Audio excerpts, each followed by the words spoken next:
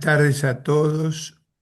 Una vez más nos reunimos en el Instituto de Política Económica de la Academia Nacional de Ciencias Morales y Políticas a los efectos de hacer una presentación.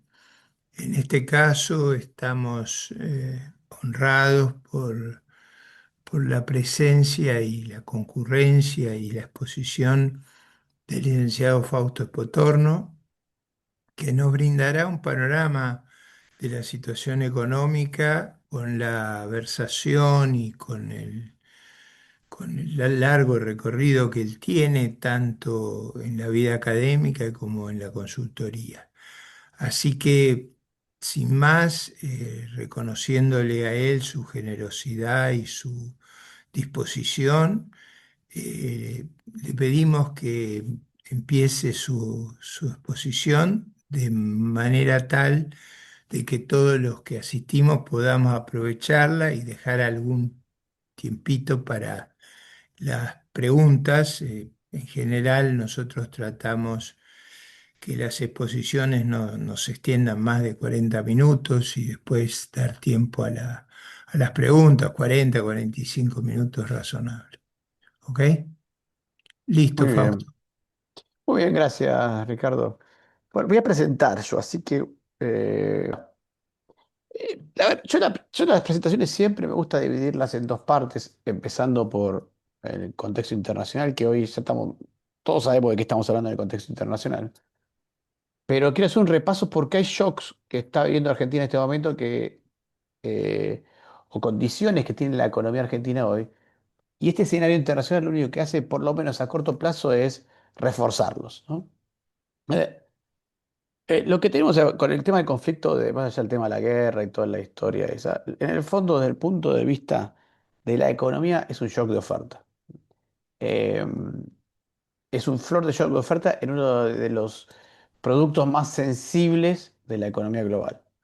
Eh, tengan en cuenta que este es para las economías más importantes del mundo, empezando por China y Japón y Corea del Sur. Es un producto súper importante y es más, son súper dependientes del petróleo de la zona del Golfo Pérsico, ¿no? Entonces, los países más preocupados en este contexto son esos tres, incluyendo India, me estaba faltando. Después viene la Unión Europea y digamos que los países de América en general, incluyendo Estados Unidos, y Argentina y Brasil, estamos todos preocupados por los precios, pero no por el abastecimiento del tema energético. Em, O sea, en primer lugar, la guerra se está extendiendo, aparecen algunas pistas de posible negociación, pero nada, por ahora nada de nada, es simplemente para ganar tiempo. De hecho, hoy tenemos el bloqueo del bloqueo, porque hoy Estados Unidos a la mañana lanzó un bloqueo que bloquea a los barcos que deja pasar Irán, si es que salen de Irán. ¿M? Se estima que el costo diario de eso para Irán va a ser de 100 millones de dólares aproximadamente, entre 100 y 120 millones de dólares. O sea que volvemos a ver petróleo otra vez por arriba de los cien dólares el barril. Eh, estábamos en un escenario de petróleo en 90, pero está fluctuando entre 90 y 100 dólares el barril, que eso tiene importancia, ¿eh? Porque a la hora de ver los escenarios globales, se los anticipo rápidamente, pero con un barril arriba de 150 dólares, estamos hablando de altas chances de una recesión global, ¿no? Em, con un barril de 150 dólares. Si el barril se mantenía hasta 80, pongámosle 80, 85, creo que el modelo, el impacto era menor. Arriba de 80 ya el impacto es más grande y a medida que nos acercamos a los 150 dólares estamos más cerca de la recesión global. Los bancos centrales mantuvieron todas las tasas sin cambio porque es obvio, al tener un shock de oferta, lo que sucede es que tiende a haber una tendencia de suba de los precios a corto plazo y una caída del nivel de actividad económica. Entonces, el Banco Central no sabe si subir, bajar las tasas. No, la política monetaria no está diseñada para los shocks de oferta. La política monetaria típica está diseñada para un problema en la demanda, no en la oferta.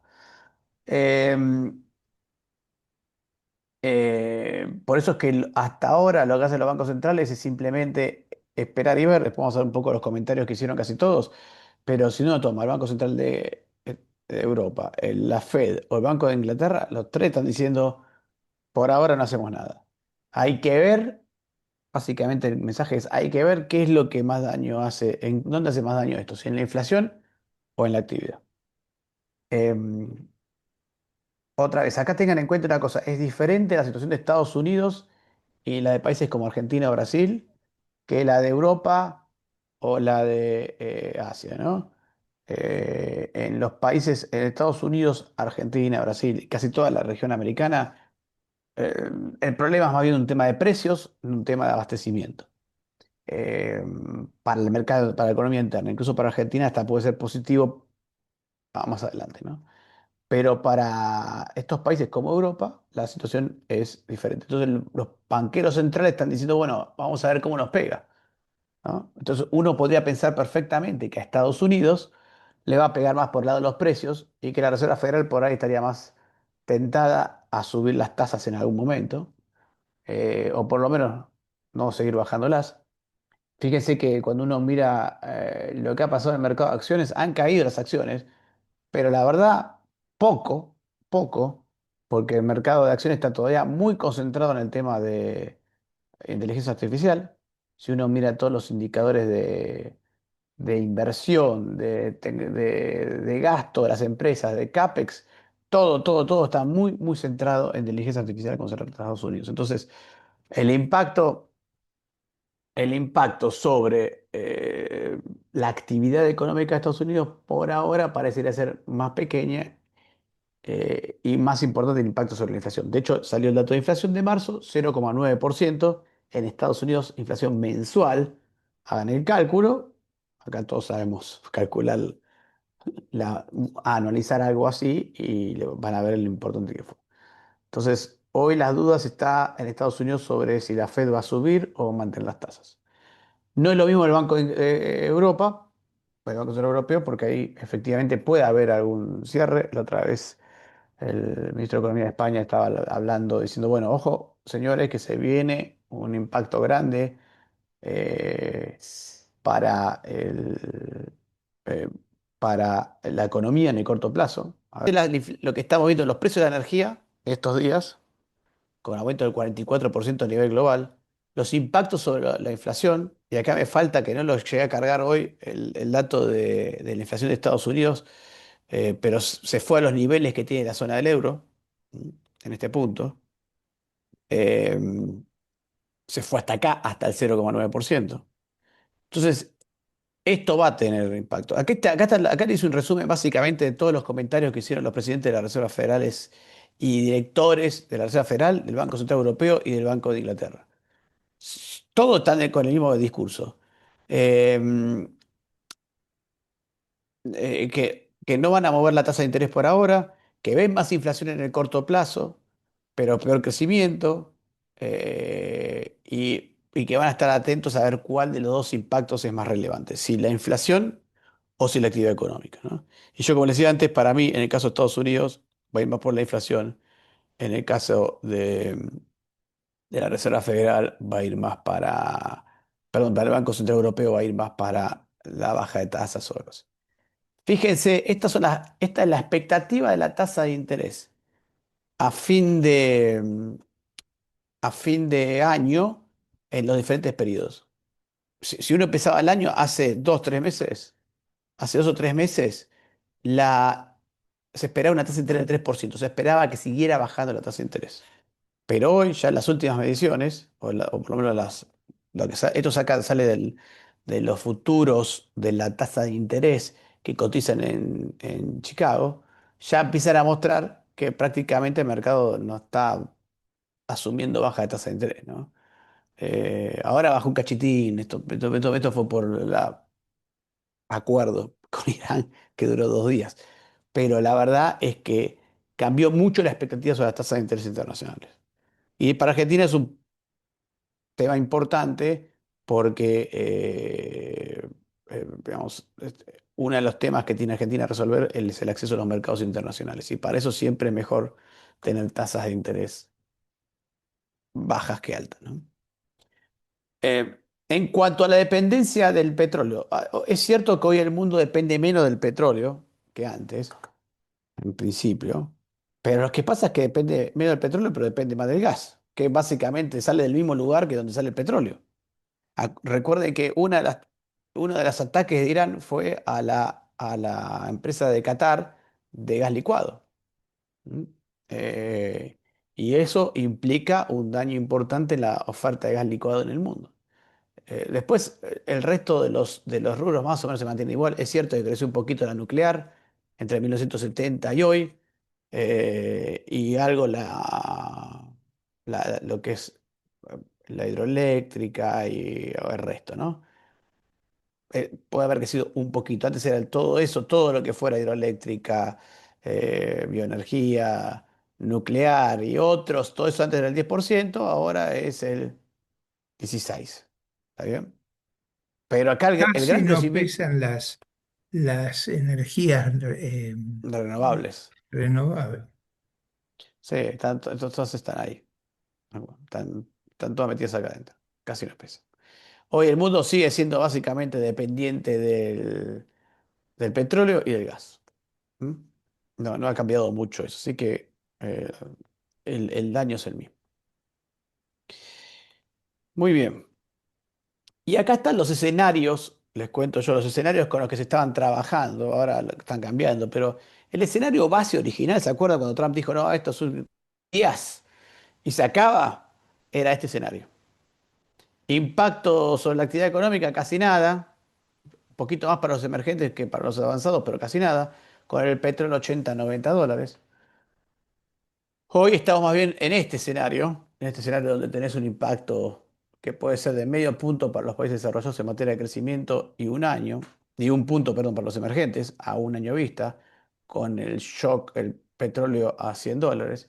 120 a $130 el petróleo, ya esto se pone, eh, te diría, gris oscuro, porque un punto negativo sobre la actividad económica de los países desarrollados, que se está operando en 1,8 o algo por el estilo, es casi dejarlos en cero. Y ya a partir de acá, arriba de $150, ya esto es un contexto de recesión global, tanto para los países desarrollados como para los países emergentes en general, ¿no?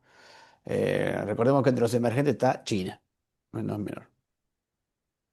Entonces, súper importante, este es el tema que está atrás de todo y por ahora para el caso de Argentina hay que tratarlo, tiene doble aspecto. Por un lado, porque lo que es la parte de pesos para la economía en pesos argentina y para la economía real, tiene el mismo shock que para todo el mundo. Es un shock de oferta, suben los precios, aumentan los costos, y tendés a tener una oferta más reducida y un impacto sobre la actividad económica. Ejemplo de esto que acabo de mencionar. La semana pasada estuvimos con lío de transporte en los colectivos, en los camiones en La Plata, etcétera. Estábamos hablando, sacó CEDOL, sacó el informe sobre costos logísticos, que básicamente los costos logísticos aumentaron 25% de lo que va el año, y solamente en el mes de marzo aumentó 10% el costo de los combustibles y el gasoil. ¿Está bien? Desde el principio de año 25% del costo logístico. Si uno mira cuánto aumentó la tonelada de soja en pesos en Argentina, aumentó cero. Entonces el señor del campo que en enero transportaba una tonelada de soja, hoy se encuentra con que tiene que pagar un 25% más.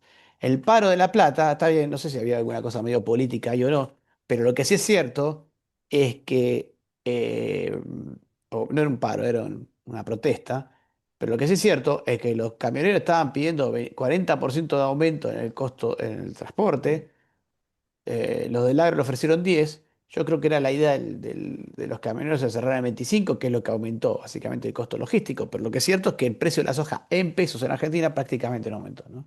Entonces estaba medio trabado el problema. Pero eso que uno ve en la soja y es fácil de entender porque el precio de la soja es un precio internacional y es un precio dado, lo vamos a ver a lo largo de toda la economía. Después lo vamos a ver mejor, pero se va a ver a lo largo de toda la economía. Eh, Sectores que quieren trasladar los precios o que no, si quieren trasladar los precios se encuentran con que la demanda no le responde y con costos más altos. Entonces, en Argentina, ese es el impacto uno. El impacto dos, y es lo que hoy tiene a todos un poco asombrados es que efectivamente esto genera una perspectiva de mayor oferta de dólares en la economía. Y no solo eso, porque no solamente por el lado del petróleo, porque más allá de que el señor del productor agropecuario no lo vea en la rentabilidad, sí es cierto que los mejores precios del agro, sumado a este hecho de que ahora va a tener que vender más para obtener la misma plata que antes, por el simple hecho de que le suben los costos de transporte, hacen que la oferta de dólares en el mercado local esté bastante sostenida. Y para fortalecer esta situación, lo que estamos viendo es que la demanda eh, está medio, vamos, empequeñizada en Argentina, está reducida. Resultado, si vos tenés una mayor oferta de dólares por mayores exportaciones, tanto por valor como por cantidad en el caso del agro, y una menor demanda de importaciones, justamente porque la demanda, por un problema de ingresos y el lado de la demanda más comprimida, bueno, lo que tenés es un balance comercial más fuerte y una mayor oferta de dólares. Cuando digo que la demanda está más comprimida, incluso para el turismo emisivo, la gran queja de que todo el mundo se va afuera, este año no se dio. Este año lo que estuvimos viendo fue una caída del turismo emisivo argentino a principio de año y un aumento del turismo receptivo. Entonces, peor en ese contexto, o más fuerte en ese contexto. Cae el turismo de los argentinos hacia el exterior, sube el turismo de los extranjeros hacia Argentina, por lo menos en enero, que es el dato que tuvimos. El resultado fue más superávit comercial y un mercado de dólares, pongámoslo así, bien abastecido, por lo menos en este primer semestre. ¿No? Acá hice algunos comentarios, pero quería mostrar ese punto. Eh, ah, un tema adicional es, en este contexto, es que el gobierno no colocó deuda en el mercado internacional cuando el riesgo país llegó a 500 puntos. Y esto es algo que se está preguntando, que estamos preguntándonos todos si no se perdió la oportunidad en ese momento de agarrar un bono. Lo que te van a decir el gobierno, sí, lo largamos, que fue el famoso Bonar, y que lo terminamos vendiendo en Argentina porque afuera no lo agarraron. Eh, pero ese punto es para mí hoy el más complicado que tiene el gobierno, en parte de este lado, porque la verdad es que cuando uno mira la economía argentina de largo plazo, uno dice, bueno, la verdad que es una economía esta con mayores niveles de exportación, eh, tiene, las cuentas públicas están relativamente equilibradas, hay cierta responsabilidad en la parte monetaria, por lo menos todo lo que se puede, eh, pero ahí lo que está faltando es una expectativa de mediano y largo plazo sobre el tema de la deuda. O sea, está claro que en esos casos de exportaciones, energía, agro, incluso si en algún momento empiezan a bajar las retenciones o vuelven a bajar las retenciones, uno debería ver un escenario a largo plazo más ordenado, pero el tema del riesgo país es un problema, porque esto impide que alguien se forme expectativas sobre la cuestión monetaria, sobre la cuestión cambiaria. Todos los eneros, todos los julios estamos cortando clavos a ver cómo hace el gobierno para pagar. No es que hay dudas sobre el pago. Ahora van a ver que para julio nadie tiene dudas sobre se va a pagar o no se va a pagar. El tema es que no queda una expectativa clara de cómo se va a terminar de resolver eso a la larga, ¿no? Todos los julios hay que estar sacando un conejo de la galera, todos los eneros lo mismo, a ver cómo se hace. Eh, entonces, el frente externo, bien, en general, o por lo menos superavitario le dado en la cuenta corriente. La clave son los vencimientos de deuda y la otra pregunta es qué pasa con el ingreso de capitales para financiar proyectos de inversión, que es el tema. Yo acá no me... Si uno tuviera que pensar en cuál es el tema es la entrada de capitales para financiar proyectos de inversión. ¿Por qué? Porque lo que está claro es que ahora cuando vemos actividad económica se ve mejor, pero Argentina está pasando una reconversión de sectores. Hay sectores que se están creciendo, que son aquellos sectores vinculados a las exportaciones, y hay sectores que están con problemas serios, que son aquellos vinculados a la competencia con importaciones. ¿No? Entonces, en ese reestructuración de la economía, con cambio de precios relativos muy claros sobre ese tema, eh, que además en realidad es una, o pongámosle así, una normalización de precios relativos. Lo que nos vamos a encontrar es que obviamente hay una necesidad de reconvertir los sectores que están sobre todo más afectados. Pero esos sectores que se tienen que reconvertir requieren inversiones. O sea, no te reconvertís de la nada, te reconvertís invirtiendo, diseñando un nuevo negocio o lo que sea. Así que necesitas inversiones para reconvertirte y necesitamos inversiones para crecer y necesitamos inversiones en infraestructura y todo eso, ¿no? Queremos salir a exportar petróleo y energía y más granos y más carne y más turismo y todo ese tipo de cosas. Bueno, todo eso requiere inversiones. Y, y el tema es que el mercado cambiario monetario en Argentina está tan enredado en el tema de las LELIQs, los encajes, la tasa, que si subo la tasa perdón, si bajo los encajes se me va la tasa y si se sube baja la tasa, pero se me va la inflación. Si no quiero que se me vaya la inflación, no puedo bajar los encajes, no puedo bajar la tasa, pero me queda un spread muy grande. Y está tan enredado, por lo menos, que hoy vemos poco probable que la inversión venga por el crédito que pueda crecer, ¿no? La verdad es que no hay mucho espacio para que crezca el crédito, más con la morosidad que hay. O sea que la única forma de reconvertir la economía y financiar inversiones para la economía a largo plazo es que haya entrada de capitales. Sea de alguien del exterior o sea de alguien argentino, a un argentino que saque la plata de debajo del colchón y se ponga a hacer cosas, ¿no? Que es lo que más ha estado andando.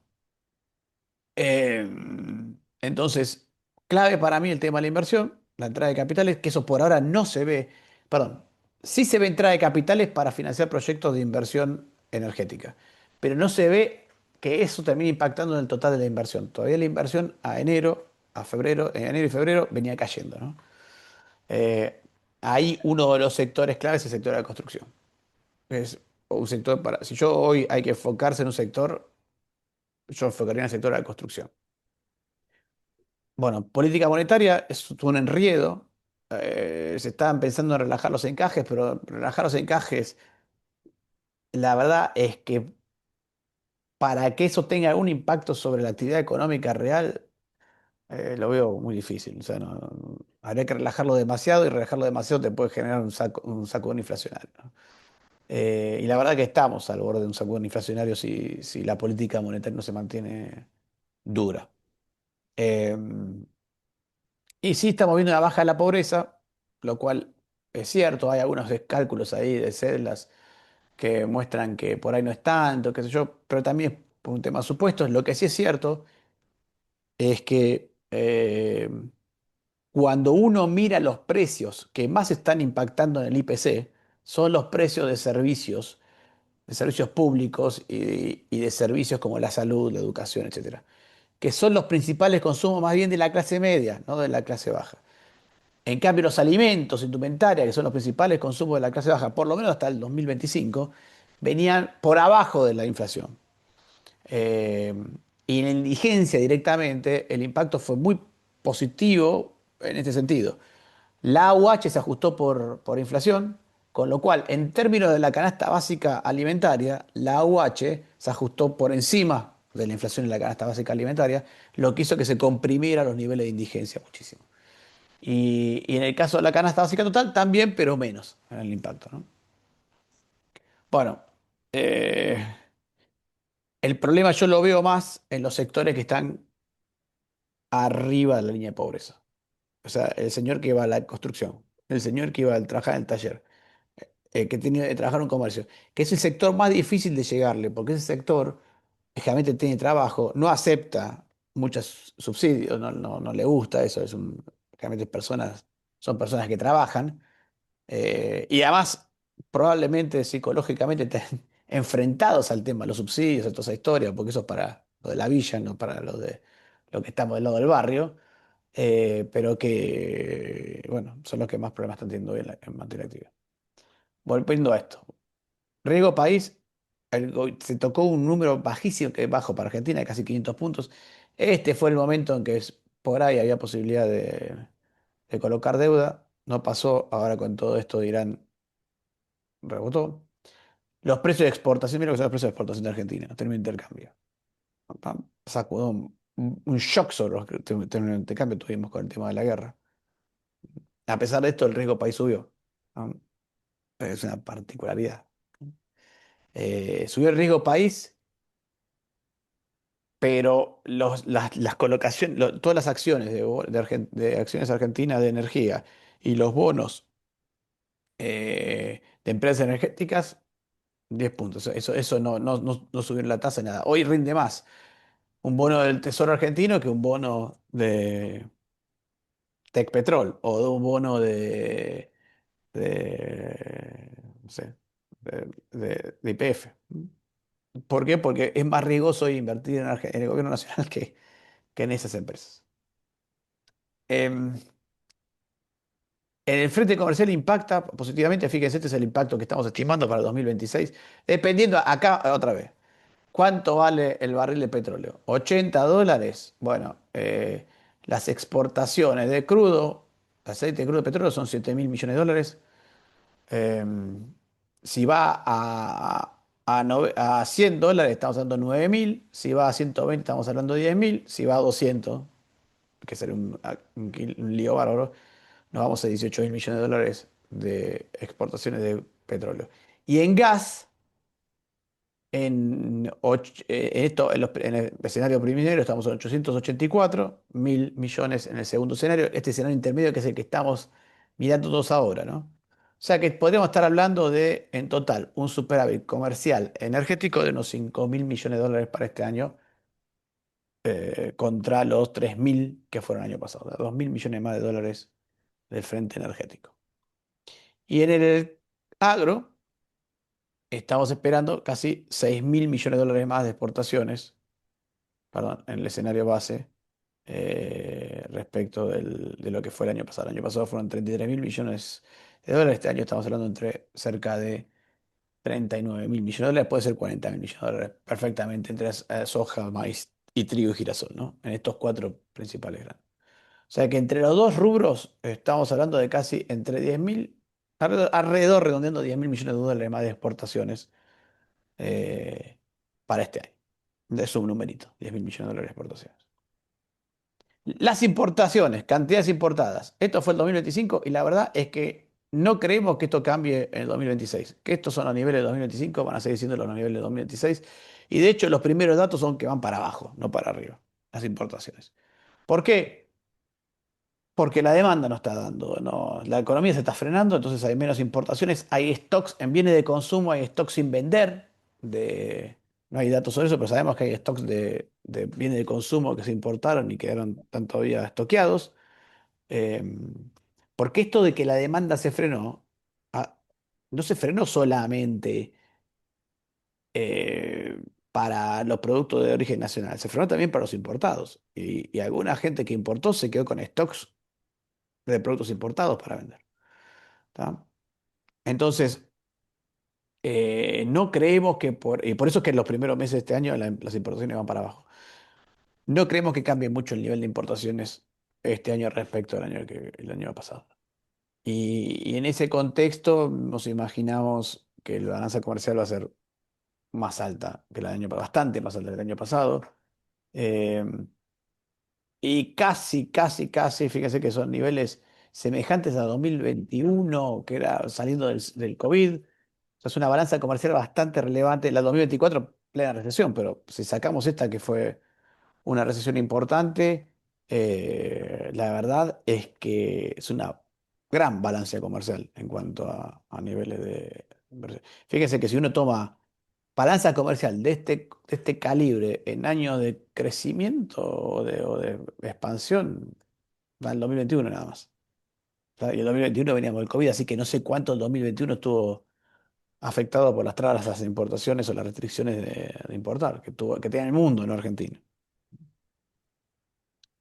Eh, la balanza de servicios, que sí es la que se discute mucho por el tema turismo, la verdad es que está llegó a un piso, se recuperó. Acá, esto sí, esto se los menciono como teoría mía. Esto es una hipótesis mía totalmente. Argentina gasta 10.000 millones de dólares en turismo emisivo por año cuando más o menos las cosas van bien. ¿Tá? Y no hay forma de frenarlo. De hecho, en los últimos años de Alberto Fernández, estábamos, uno ve los números de 6.000, 7.000, estoy casi seguro que 4.000 que faltaban eran en negro, blue, dólar cash. Entonces, Lo que estamos viendo es que una vez que se llega a los 10 mil millones de dólares de turismo, más o menos que son este nivel, ahí se queda. Hemos tenido años más fuertes, pero más o menos es el nivel de turismo que tiene Argentina. Eh, Así que eso les doy un comentario sobre el tema turístico, ya que está. Argentina no tiene un problema de turismo emisivo, Argentina tiene un problema de turismo receptivo, que es otra historia, ¿no? Eh, Eso, para otra charla si quieren, pero la verdad es que en turismo, después si quieren les recomiendo a alguien sobre turismo. El turismo Argentina requiere muchas inversiones, muchas inversiones. El turismo es inversión, eso hay que entenderlo claro. Entonces, este contexto de, bueno, ya no hay más importaciones, no crecen las importaciones de servicios ni de turismo, no crecen las importaciones de bienes, pero sí crecen las exportaciones, no deja, este es un fuentecizo de dólares en la economía ex ante, digamos, a uso general. Y lo que vemos acá es que básicamente las necesidades están más que cubiertas en casi todos los meses. Fíjense que los faltantes, eh, lo veo acá, los faltantes son generalmente negativos, o sea que sobran dólares, excepto por los pagos de deuda. La única, lo único que pone un levemente negativo a esta cuenta son los pagos de deuda. Y aún así, si yo tomo al final, me quedan que nos faltan 2.000 millones de dólares para cerrar la oferta y demanda de dólares. Y cuando los pagos de deuda, bien que superan esa cantidad, ¿no? Este, si no fuera por los pagos de deuda, nos estarían sobrando 5.600 millones de dólares en este cálculo. Así que eh, no me extraña, y perdón, me quedo en un punto. Y fíjense que básicamente el faltante viene después en el segundo semestre, no en el primer semestre. Entonces, no me extraña que en este primer semestre el dólar esté tan clavado, tan planchado con estas condiciones, ¿no? Segundo semestre, estamos asumiendo que por ahí puede ser que el dólar se empiece a mover con más dinamismo. No violento, pero porque tampoco es tanto lo que falta. Acá una colocación de deuda de un par de empresas y esto ya se revierte. Eh, ha habido colocaciones tranquilamente por 600 millones de dólares. Así que ¿no? Esto se podrá revertir fácilmente. No estoy tan preocupado por si puede subir mucho el dólar este año, por lo menos no por estas condiciones. Después si hay o algún tipo de ruido político, ruido internacional, algún susto de los mercados y la gente se va a refugiar al dólar, es otra historia. Pero por ahora pareciera ser que el mercado de dólar está bastante abastecido, sobre todo en esta primera parte del año. Segunda parte del año puede ser que esté un poquito más flojita el asunto y ahí es donde vemos que el dólar puede empezar a subir, ¿no? De hecho, las proyecciones nuestras son algo bastante estable hasta junio y de julio en adelante, acá está. Pensé que no lo había traído, pero este es el tipo de cambio a precios de hoy. O sea, esto no se mueve no estamos ajustando, lo estamos ajustando todo el tiempo con inflación para poder verlo, si no uno se pierde el, el hilo, sobre todo acá que somos todos de ciencias económicas, lo vamos a entender. Fíjese que estamos esperando básicamente un tipo de cambio real bajo pero estable hasta mediados de año, más o menos. Y ahí a partir de ahí, agosto, por ahí empecé a subir. Y lo vemos subiendo este año y el año que viene, dado que es un año electoral, y asumimos que puede haber algún contexto de... A ver, está claro que estamos asumiendo algo que no sabemos nada, de lo que no sabemos nada. Simplemente lo que estamos estimando, por nosotros cuando modelizamos estas cosas tenemos una variable que llamamos la confianza del inversor, donde ponemos un montón de variables internas que eso simplemente medio a ojo, a veces tenemos datos. Cuando es pasa atrás podemos completarla con datos, pero para adelante lo hacemos medio a ojo para saber qué pasa o cómo debe funcionar el inversor en este momento. Y lo que nos está preocupando mucho es esta dualidad total que tiene la economía argentina.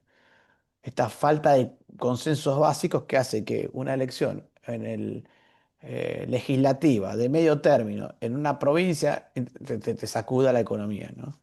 Entonces, en ese contexto, bueno, estamos preocupados realmente de que se pueda mover mucho el tipo de cambio el año que viene. Y estuvimos viendo, si uno mira el 2019 y el año pasado, bueno, y también en el año 2019, 2023 y 2025, todos los años electorales fueron años de fuertes volatilidades. ¿No? Entonces, no me extraña, bueno, el 2021 también, pero el 2021 está mezclado con el COVID y todo eso. Acuérdense que a finales del 2020 el tipo de cambio se disparó, etcétera, ¿no? Pero bueno, ahí está más mezclado con el tema COVID. Eh, Así que en ese contexto pues, tengo que asumir una suba al tipo de cambio. Y acá va un punto. Fíjense que todos estos tipos de cambio, lo que estamos hablando, están por debajo de estos dos tipos de cambio que nosotros ponemos aquí. El azul es el tipo de cambio libre promedio desde, creo que de los años 70 para acá. ¿Mm? Y el verde es la paridad teórica bilateral, que era antes era la paridad teórica de Techin, le llamaban, pero es un cálculo también semejante. Si uno agarra el tipo de cambio promedio, es muy semejante a lo que es el tipo de cambio promedio desde los años 40 para acá, ¿no? O sea, una vez que se acabó la Argentina conservadora. Esto Ricardo sabe más que yo, así que no voy a hablar mucho. Pero sí estamos hablando de un tipo de cambio bajo. ¿M? Y eso es un tema, porque el tipo de cambio bajo debería reflejar una confianza en el peso argentino muy fuerte en un contexto de equilibrio fiscal. O sea, si yo no tengo al Estado tomando deuda en dólares y trayendo dólares y forzando el tipo de cambio para abajo, un tipo de cambio bajo debería ser, si fuera completamente libre, el reflejo de una confianza en la economía, o sea, una entrada de capital. Bueno, esto no está sucediendo tan así, pero sin embargo el tipo de cambio está bajo. Una alternativa que tiene el gobierno para mí o la máxima alternativa que tiene para mí en este caso es liberar el cepo. Yo soy muy... Hay que salir de ese cepo una buena vez. Y, perdón, acá voy a discurrir en algo que por ahí es interesante para... Yo tengo muchos clientes, clientes grandes en general, empresas grandes, no saben el daño que hace el cepo a la inversión en Argentina. Porque una cosa es explicarle qué es un contado con liquidación o el cepo a un tipo de Wall Street que está súper enterado del mundo, que está en todas estas cosas, que le encanta, que existe el contado con líquido, que se puede sacar la plata argentina en contado con líquido. Y otra cosa es explicárselo a un ingeniero de Ohio, que es el controller de una empresa argentina que fabrica plásticos y que el tipo lo único que sabe es cómo manejar la máquina, cómo vender plásticos y qué sé yo. ¿Está? A ese tipo, vos le hablas de que se pueden girar los dividendos con contado con liquidación y te dice lo qué. No, deja. Anécdota entre nosotros. Esto me lo contó uno. Dice, me tuve que tomar un avión para que me entendiera, porque claro, dice, entre las reuniones, era una empresa argentina que quería invertir en algunas cosas acá. Y querían, claro, cuando le hablaba de inversión, el jefe americano le decía, pero vos me debes plata todavía, ¿no me pagaste? ¿Vos querés que yo te ponga plata para invertir? Todavía no me pagaste los dividendos. No, no, pero te estoy pagando los de ahora, no, pero los anteriores, esa discusión de... Entonces, cuando él le quería explicar el contado con liqui, las alternativas para dejar los dividendos, era imposible, porque siempre estas conversaciones eran en un Zoom con 7 tipos, el de Argentina, el de Bolivia, el de Brasil, el de no sé qué. Y la mitad de la conversación era con el de Brasil y yo tratando de explicarle. Dice, la única que me quedó es tomarme un avión, irme a la oficina de él, golpear la puerta y a ver si me daba 15 minutos enteros para explicarle cómo va a ser las cosas. Entonces, no es lo mismo explicarle que el cepo anterior sí y el cepo no, a un tipo de Wall Street que explicárselo a un señor que trabaja en una empresa en Estados Unidos, es una especialidad, es un ingeniero o lo que fuera. Eh, eso por la inversión para mí es importante. Pero para mí hoy es la herramienta más fuerte que tiene el gobierno para tratar de corregir y salir y lograr que el mercado de cambiario vaya a algún tipo de equilibrio libre, ¿no? Porque esta apreciación cambiaria sin tener una entrada de capitales y sin tener al Estado artificialmente poniéndolo, más allá del cepo, es un tema para mirar con cuidado, ¿no? Em, bueno, y en ese punto de vista, el equilibrio fiscal se mantiene, pero la recaudación la estamos viendo en caída. Ahora empezó a mostrar alguna mejora en marzo un chiquitín de mejora seguridad social.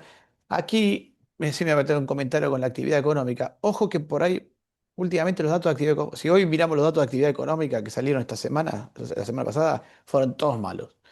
Cayó la industria, cayó la construcción, había caído Liga Nuestro, que es el índice general de actividad, que es como un PBI, cayó las ventas minoristas de CAME, todo para abajo. Eh, yo creo que no está todo tan mal como muestran estos números por dos razones. Primero, enero y febrero generalmente son meses, Ricardo te lo conoce bien de su época en Fiel, son dos meses que hay que tomar con pinzas. En general, o los tenés que tomar en conjunto para saber, hay paradas técnicas, etcétera. Segundo, el año pasado Argentina al final tuvo un shock de demanda importante con todo esto de las elecciones y el ruido que se armó. Efectivamente, la gente retiró 24.000 millones de dólares del sistema y la tasa de interés subió y eso sigue teniendo coletazos en la actividad económica. Ojo, no es lo único, no estoy diciendo que eso explica lo que está pasando en la actividad con estos números negativos. Simplemente digo que estos números negativos pueden estar potenciados por ese shock. Después vamos a ver que hay otras explicaciones adicionalmente a eso. Entonces, ¿qué sucede?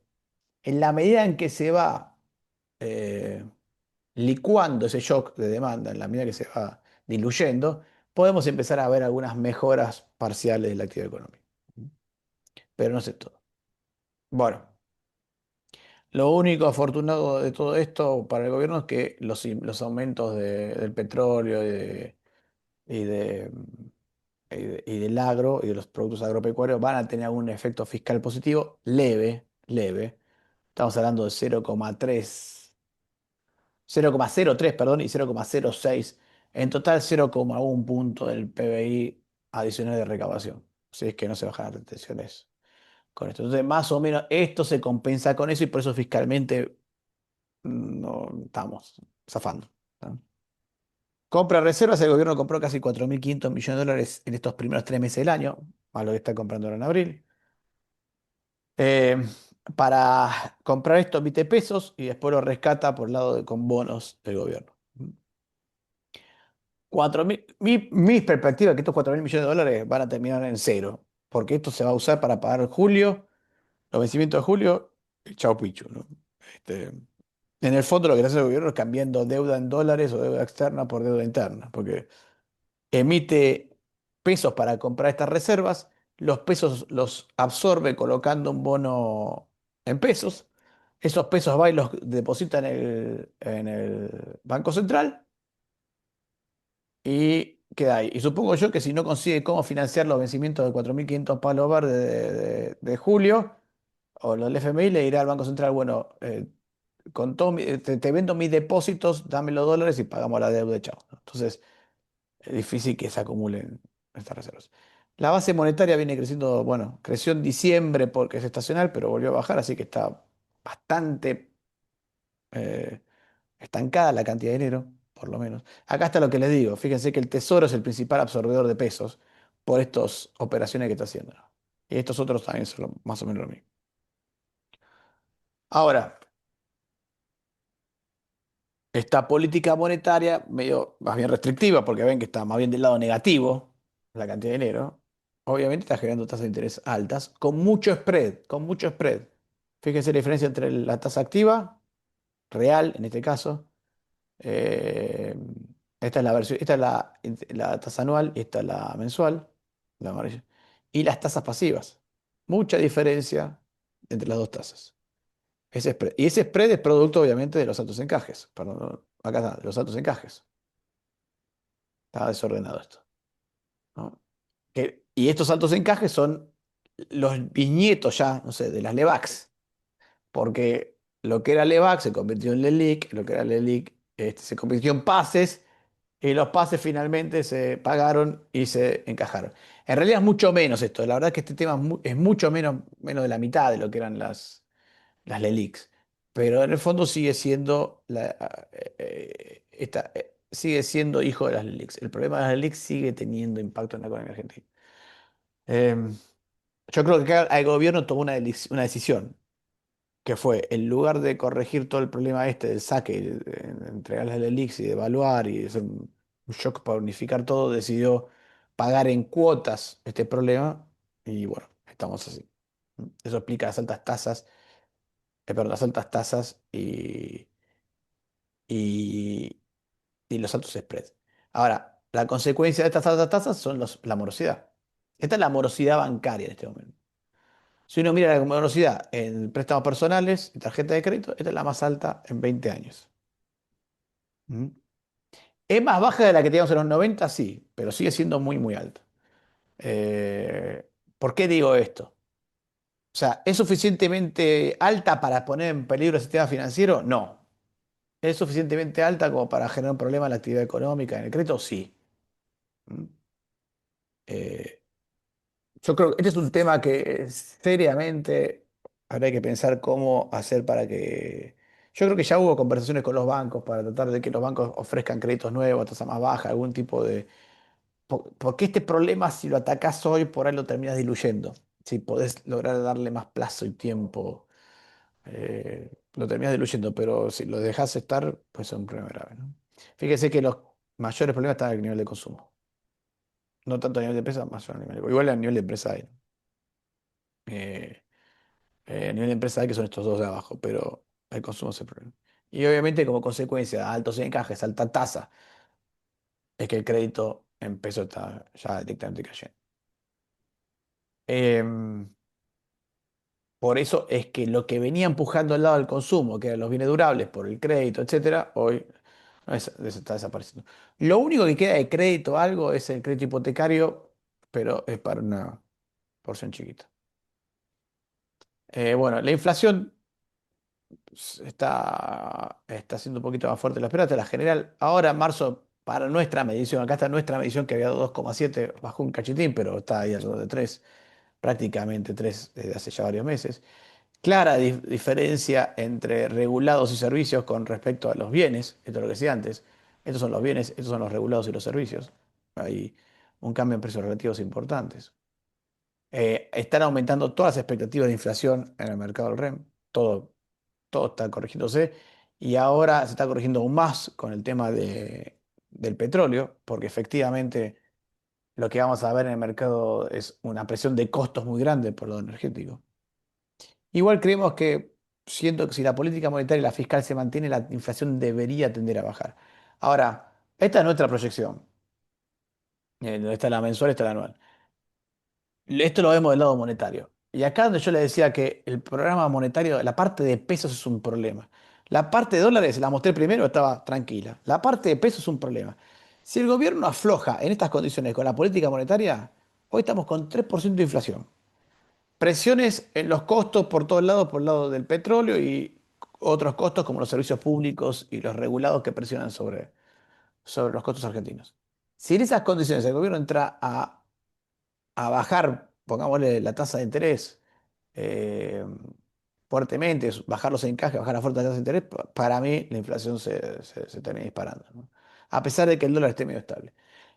En el fondo, en el fondo, con mucho más riesgo, está en el mismo intríngulis, chingulis, como diría, ¿cómo se llamaba? El del libro.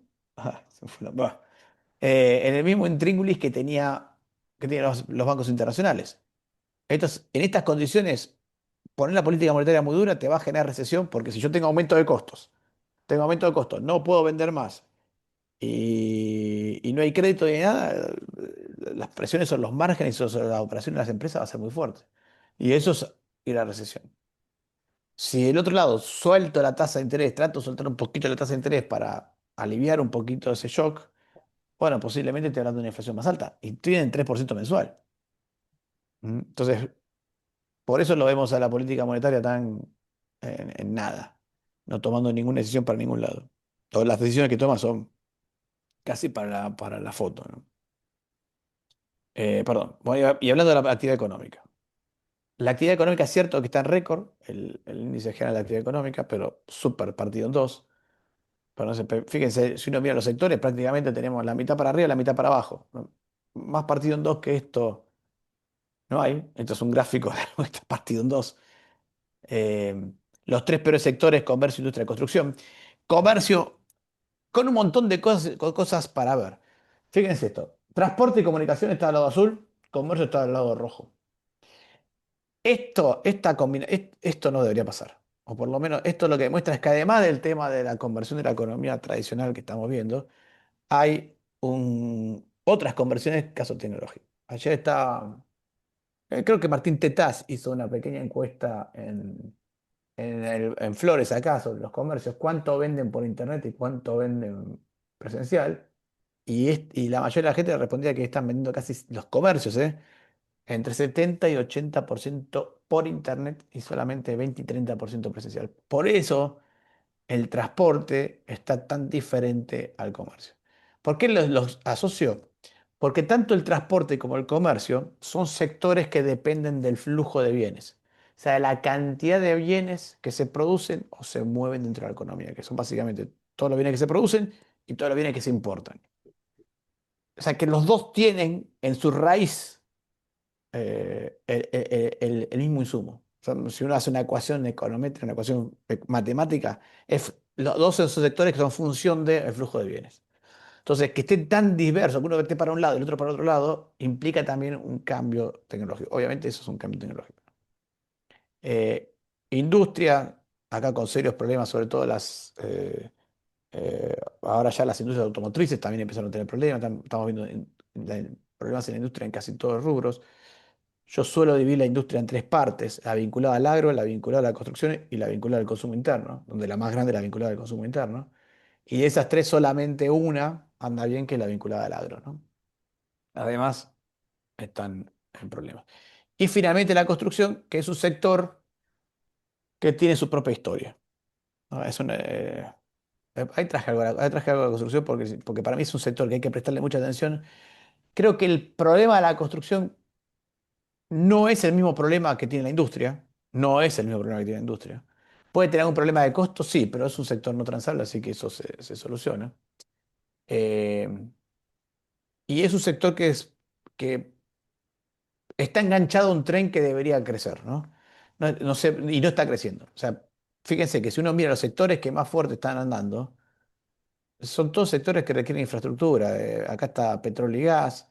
eh, transporte, agricultura, son todos sectores que van a requerir infraestructura.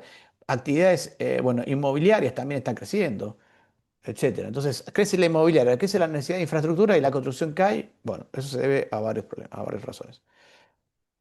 Ahora después lo vamos a ver rápido. Ahora, ¿por qué los sectores vinculados al consumo están flojos? Porque este es el salario real.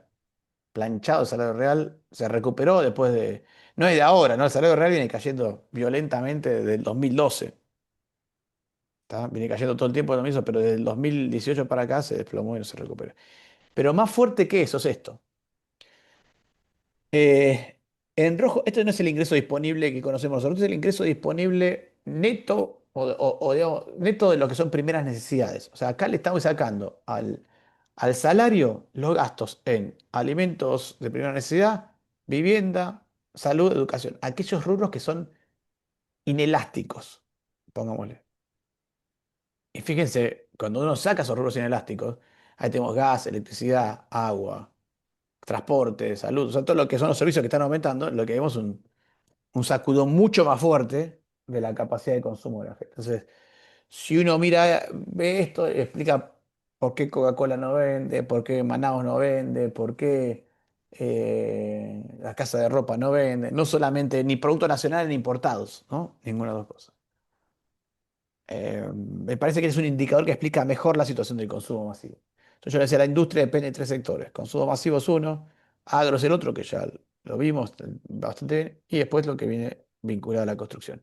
Y acá donde la cosa se pone rara.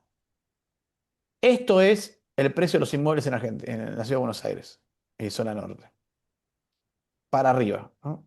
Desde 2023 para acá, todos para arriba. Ahora se clavaron un poquito, pero vienen bien. Esto esto es cuántos metros cuadrados te compras con cuántos salarios necesitas para comprar tu metro cuadrado. Se desplomó. Lo que es interesante de esto es que probablemente uno de los pocos productos en Argentina que se abarataron en términos de salario real, dijimos que cayó y está planchado. Bueno, el metro cuadrado es uno de los pocos rubros que mejoró. O sea, compro más metros cuadrados. ¿Tá? Resultado de eso, fíjense lo que son las ventas de inmuebles. Ahora, pregunta el millón, si tengo esta venta de inmuebles, ¿por qué tengo la construcción para abajo? Bueno, fíjense al revés. Estas son ahora, recién ahora están bajando un poco las escrituras, pero también esto es diciembre, enero, que no sé si es representativo. ¿Está? Pero fíjense esto, acá cuando tenía el piso de operaciones inmobiliarias, 2020, 2021, 2022, 2023 incluso, en estos niveles bajísimos, porque 2023 está acá, dentro de los pisos más bajos de la historia de cantidad de escrituras. Bueno, la actividad en la construcción estaba acá. ¿Eh? Teníamos techo de construcción, piso razonable, porque 2020, el piso de operaciones inmobiliarias. O sea, la gente hacía casas para guardarse los dólares. Yo lo pongo así. El que trabaja en un sindicato en la provincia de Buenos Aires que cobra medio negro, no sabemos dónde saca la plata, esa gente que hay por todos lados, ¿qué hacía con la plata? Y se construía una casa. ¿No? Y de hecho, no lo traje acá, pero a finales de diciembre de 2023 había récord de inmuebles sin vender en Argentina. Entonces entonces teníamos un sobrestock en el sector inmobiliario y ahora se está vendiendo eso, pero no se está construyendo. ¿Qué quiero decir con esto? Tarde o temprano esto tiene que darse vuelta. En algún momento vamos a empezar a ver la construcción recuperándose, por lo menos por esta vía. Y después queda toda la parte de la vía de infraestructura y ese tipo de cosas que, bueno, vamos a ver si se empiezan a licitar las obras públicas que hay que hacer, ¿no? Nada, salarios en general, un tema, estos son los acuerdos que están cerrándose. En general, no veo una mejora en los salarios reales dados estos acuerdos. Fíjense, son las tasas efectivas mensuales estimadas en cada acuerdo, eh, excepto algunos muy marcados, el resto está más o menos con la inflación o menos. ¿Mm? Bueno, esto yo lo que decía la línea de pobreza. Fíjense que lo que más está bajando es la indigencia, justamente por el tema de la solución universal por hijo. Acá está. Esta es la canasta básica total, la canasta básica alimentaria y el valor de la asignación universal por hijo. En términos de canastas básicas, la asignación universal por hijo pegó un salto. Entonces, eso es que ayudó a que la indigencia, los niveles más bajos de pobreza se pudieran combatir bien, ¿no? Eh, de acá está lo mismo, pero en ratios. Fíjense en términos de ratios, cuánto subió la canasta básica, la asignación universal por hijo en relación a la canasta básica alimenticia. Por eso es que la indigencia fue el rubro más que mejor anduvo, ¿no? Yo cuando uno ve la distribución del ingreso, la sensación que yo tengo es que este hecho hace que los que peor la estaban, los que peor están en la cadena de distribución del ingreso son los que mejor tienen resueltas las cosas, o por lo menos más les mejora la situación con esto del agua. Y esto es la distribución del ingreso y el valor de la línea de pobreza. No es exactamente el cálculo de la pobreza, pero es algo parecido. Y lo que estamos viendo es que, bueno, eso a final del 2025 se dio vuelta. O sea que es posible que, fíjense que subió la línea de pobreza por encima de esta línea por este nivel de ingreso, ¿no? Que es el de los 40, creo. O sea que es posible que estemos hablando de, de un rebote de la pobreza en la primera parte de este año. Además subió la carne, ¿no? Y eso impacta sobre la canasta de alimentos. Eh, pero fíjense lo que les decía, los ingresos de los más abajo parecen andar mejor en términos generales que estos del medio. Y los de más arriba, bueno, o sea, sí, también. Pero acá donde yo veo el mayor problema en niveles de ingreso. Proyecciones y con esto termino. Eh, Estamos esperando para este año un crecimiento del 2,8%. El tipo de cambio subiendo 21% y la inflación subiendo casi 28%. Ahora estamos viendo de corregir un poquito para arriba, pero va a estar entre 28 y 30% de la inflación este año. O sea que el tipo de cambios va a seguir bajo. Sí, casi 92 mil millones de dólares de exportaciones este año, más de 92 mil millones de dólares de exportaciones. Y el año que viene, al revés. La inflación por ahí un poco más baja, si es que el gobierno logra dominarla, pero con un tipo de cambio más fuerte, ¿no? Eh, por lo menos eso es lo que estamos proyectando en términos generales. Así que con eso lo termino, pues ya me pasé. Bueno, Este, muchas gracias, gracias. Fausto. Te hemos dado algunos minutos más. Eh, Eh, Preguntas, porque sé que estamos ya pasando el tiempo que sí, estamos normalmente repasados. Me tomamos. repasé. Preguntas. No, los dejé reconvencidos. No, yo tengo una pregunta que es la siguiente. Tenemos un montón de gente hablando de que el gobierno tiene que devaluar, ¿no? Sí. Y de hecho eso es lo que pasó porque hubo una tremenda depreciación del peso culpa de toda la incertidumbre preelectoral que llevó a que los argentinos dejemos de demandar pesos, ¿no? Y el dólar se fue a 1.500, después más o menos bajó a 1.400 y pico.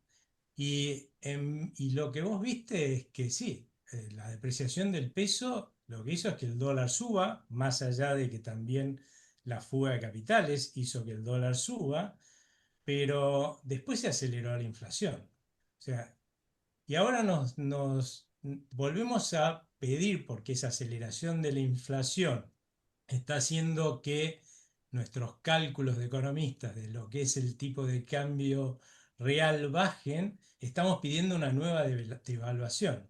Y lo que no nos damos cuenta, me parece a mí, es que lleva tiempo que una depreciación de la moneda le pega a los bienes y lo que estamos viendo ahora es una corrección.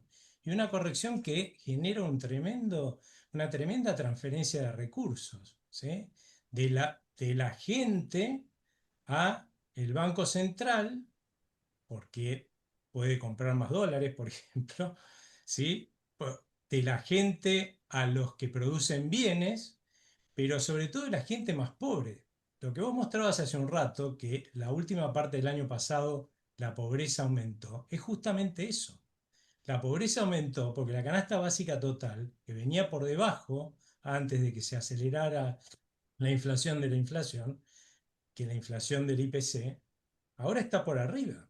Y entonces está empobreciendo a la gente. Si volviéramos a hacerlo, no sé, gestado ahora por el gobierno, hacer subir el tipo de cambio, depreciando nuestra moneda, lo único que vamos a lograr es de nuevo generar esta misma transferencia de recursos y que en 4 o 5 meses, 6 meses, estemos de vuelta hablando de, bueno, pero está atrasado el tipo de cambio, ¿no? Sí, sí, nunca se desatrasa, ¿viste? El tipo que siempre va a ganar la misma discusión. No, estoy de Y acuerdo con bueno, vos. sí. Por eso yo te dije, aquí la clave es la inversión. O sea, voy a hacer una frase, no sé si esto es para la academia, pero no hay que sacarle el culo a la jeringa.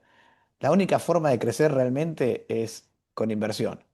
Y de transformar negocios con... O sea, el que te dice, no, bueno, porque hay que corregir el tipo de cambio, va a ser más alto para que las empresas respiren un poquito más. No, no lo vas a lograr, porque si vos ya empezás con ese tema, es como decirle a un chico, no, no, está bien, yo estoy en caramelos y come la comida, después, viste, se tira la comida por el piso, después no come el caramelo, empezás con esas discusiones. Eh, pero sí entiendo, sí hay cosas que se pueden hacer en el sentido correcto. ¿Tá? Por ejemplo, si vos me decís, che, devaluar no, pero yo, por ejemplo, estaría pensando seriamente si no se le puede dar alguna baja de encajes a los bancos, temporal, como para decirle, bueno, pero arreglame el tema de la morosidad. Ofrecé con esta baja de encajes, ofrecé limpiar los balances de las empresas, darle alguna para que la gente pueda solucionar ese tema de la deuda. Porque más que eso no vas a hacer. La verdad es que, por más que yo emita un montón de pesos y baje los encajes, no es que voy a hacer generar crecimiento con eso, pero por lo menos si puedo, trataría de hacer moratorias por lado de Arca. Porque hoy tu problema es, vos necesitas que la gente invierta. Pero lo pongo de esta manera, vos necesitas invertir, necesitas que la gente invierta. Lo que no va a pasar es que la empresa invierta quebrada, sin crédito, sin... ¿no? Eh, entonces lo que digo es, bueno, tratar de limpiar un poquito los balances, que haya un poco más de crédito, por lo menos que la gente no esté apretada, darle algún tipo de esquema de esa manera para que invierta, porque acá la transformación va a ser por inversión, no va a ser porque suba el tipo de cambio. Estoy de Fausto, acuerdo con vos, sí.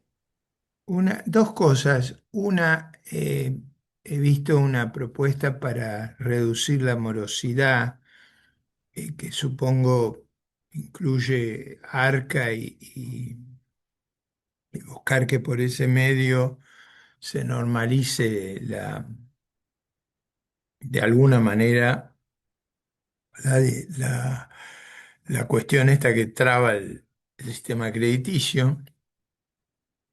Y por el otro, el supuesto de que el mercado local va a poder colocarse suficiente deuda para financiar los pagos externos a través de un gran superávit comercial. ¿Ese fue el argumento que usaste o lo entendí mal? Yo creo que el gobierno está haciendo eso. O sea, el gobierno hoy ya juntó suficiente plata con este esquema como para pagar el vencimiento de julio. Ah, por lo menos suficientes dólares. Y igual no terminó porque va a tener que hacer pagos al FMI, o sea que va a tener que hacer, pero me parece que viene por ese lado, sí. Ahora, no sé cuánto puede aguantar con eso. O sea, el mercado local no da para tanto. No, no hay tanta capacidad de financiamiento para pagar la deuda. Entonces, por eso digo que cada enero, cada julio estamos medio cortando clavos a ver si logra conseguir la plata o no. Sí, Eh, si el superávit comercial es muy alto, ahí eso está implicando una tasa de ahorro a grande, pero sí. bueno, quería conocer tu opinión. Sí, sí, sí, sí, sí. Bueno, estamos suponiendo que hay parte de los dólares que se compraron el año pasado que se están vendiendo ahora, ¿no? Alguno que compró de Ok, más ok. este, el año Muy bien, pasado. ¿hay alguna otra pregunta? Hay una Sí, en el chat que A dice, ver, bien, yo, ¿podría el gobierno mover el consumo, ¿no? Pero podría ser por tasas, créditos con tasas negativas. Eh, Fíjate que no tiene mucho margen de maniobra ahí. Hay tanto spread en estas condiciones, el spread es tan grande que si yo bajo un poquito la tasa de activa, la tasa pasiva ya está casi al borde negativo. Si me pongo con tasas pasivas muy negativas, chao, dólar otra vez, ¿viste? Empezás a mover un avispero que no sé si te conviene mover. Eh, a ver, el mercado argentino no está súper confiado en Argentina, el mercado en general. Está confiado en algunas cosas. Algunas cosas. Está confiado en el tema petróleo, gas. Al sector privado le compran todo lo bueno que se emiten, ¿eh? A- Ahora, al sector público se lo mira con 14 lupas hoy en este mercado. Lo cual había me lleva a mí a pensar, pregunta, sí, había con una esto, pregunta de Esteban que antes de cerrar quería darle la palabra. sí, gracias. Fausto, ¿qué alternativa se te ocurre para brindarle a los dólares del mercado interno? ¿Viste? Acá se están pagando tasas casi cero, ¿viste? No, no. Yo veo que hay un montón de dólares y no se le ve una vía de utilización a todo eso. oh, qué problemón ese estamos entre la tesis Cavallo, yo lo llamo la tesis Cavallo, la tesis Labaña. Es cierto, sí, el argentino ahorra en dólares. Si vos no le das una vía al sistema financiero para ahorrar, por usar esos dólares, no se van a quedar acá. Y solamente dejar el sistema financiero en pesos eh, implica que no vas a tener el ahorro de los argentinos invertidos a través del sistema financiero. La alternativa, para mí, la mejor alternativa que creo que es medio, el gobierno debe tener algo así en la cabeza, o parcialmente, es que el que se dolarice sea el mercado de capitales. Entonces, desviar ahí parte de los ahorros. Pero eso sigue siendo para gente ciertamente sofisticada, a menos que aparezca un mercado libre, no sé, voy a defender acá al de mi mujer, a Balance, alguno de esos que con las aplicaciones puedas tener algún acceso a usar los dólares en el mercado de capitales, ¿no? Pero igual creo que en la regulación del Banco Central hay espacio para decir, bueno, podemos aumentar el tipo de crédito que se da en dólares, pero necesitas más reservas para eso. Creo que sí, creo que sí. Entonces, ¿Viste? Acá también se tenemos. están pagando tasas ridículas. No sé, en Estados Unidos te pagan un money market el 3,5 y acá te pagan el 1, ¿viste? Es algo, Mm. así que, Sí, ¿viste? Los dólares. creo que hay espacio para hacer algo en el mercado de capitales. Eh, Y si no hago en el sistema financiero, algo más se puede flexibilizar esas reglas, esas reglas. Creo que sí, bueno, che, está bien. Entre no le puedes prestar a nadie dólares a menos que exporte. Y le puedes prestar a todo el mundo, podés hacer algunas cosas. Este, creo que tendría que pensarlo bien por dónde, pero, bueno, pero me parece que hay. Ok. Entre todos y nadie hay algunos que puedes prestarle un dólar. ¿No? Bueno, le agradecemos a Fausto su valiosa y larga exposición y el esfuerzo que ha hecho para que todos nosotros nos familiaricemos con la información, con los dilemas y con las dificultades que estamos enfrentando.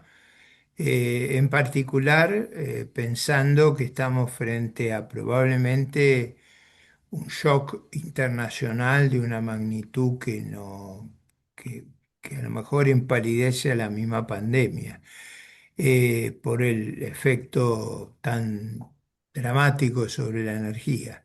Así que muchas gracias, Fausto, muchas gracias por la amplitud y la disposición que nos has mostrado y te convocaremos seguramente muy pronto para ver si la guerra termina, qué escenario hay, porque si la guerra continúa, todo se vuelve extremadamente complicado. Muchas gracias a todos por asistir, ¿eh? Gracias, Ricardo. Hasta luego. Muchas gracias. No, Hasta luego.